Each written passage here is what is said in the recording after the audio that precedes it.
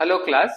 इस वीडियो में हम सॉल्व करेंगे रिटायरमेंट ऑफ पार्टनर चैप्टर के assertion and reason based questions.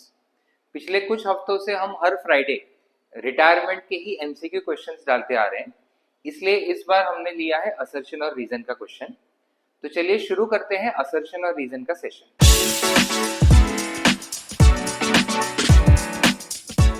First question, retirement of partner results in dissolution of partnership. अब ये असर्शन जो है ये ट्रू है। बेसिकली यहाँ पे दो कंसेप्ट समझने हैं। एक तो है डिसोल्यूशन ऑफ पार्टनरशिप जो यहाँ पे लिखा है, दूसरा कंसेप्ट है dissolution of firm. Dissolution of firm का मतलब होता है पूरा फर्म ही शट डाउन हो रहा है, बिजनेस ही बंद हो रहा है और न्यू बिजनेस कुछ भी नहीं है, रिमेनिंग पार्टनर्स कुछ कंटिन्यू नहीं कर रहे। उस सिचुएशन में बुक्स ऑफ अकाउंट्स क्लोज किए जाते हैं। बट अगर बोला है डिसोल्यूशन ऑफ पार्टनरशिप, तो एडमिशन, रिटायरमेंट, डेथ और चेंज इन पीएसआर के टाइम पे पार्टनर्स में जब भी चेंजेस होते हैं तो पुराना एग्रीमेंट कैंसिल करके जो नया एग्रीमेंट बनता है उसको डिसोल्यूशन ऑफ पार्टनरशिप बोलते हैं। सो असर्शन जो है ये ट्रू है बिकॉज रिटायरमेंट ऑफ पार्टनर से डिसोल्यूशन ऑफ पार्टनरशिप होता है। Reason, retirement results in reconstitution of firm, तो ये रीजन भी सही है। Dissolution of partnership and reconstitution of firm दोनों सेम ही चीज है, पुराना एग्रीमेंट कैंसिल करके नया एग्रीमेंट बनाना। तो यहां पे both assertion and reason are true and reason is correct explanation of the assertion.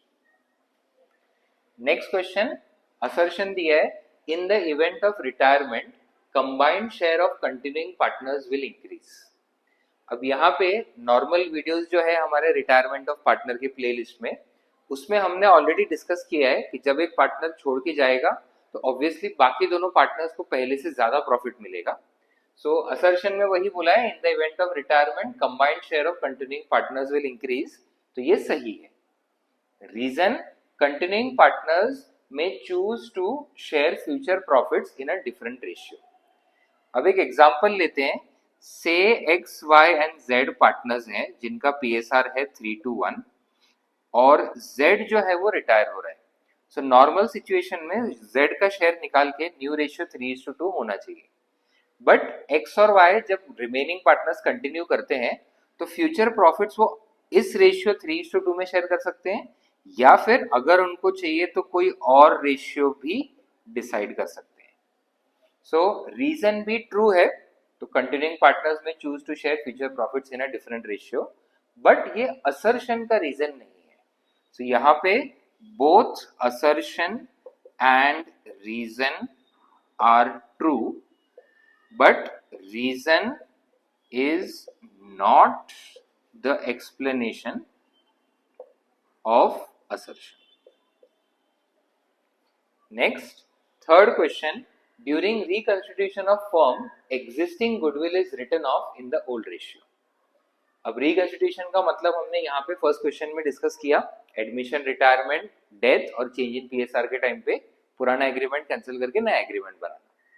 और एग्जिस्टिंग गुडविल होता है वो गुडविल जो पहले से बैलेंस शीट में दिख रहा है ओल्ड फर्म के, एंड वो हमेशा राइट ऑफ मतलब बुक से उसको निकाल देते हैं by distributing in old ratio capital account के डेबिट साइड में।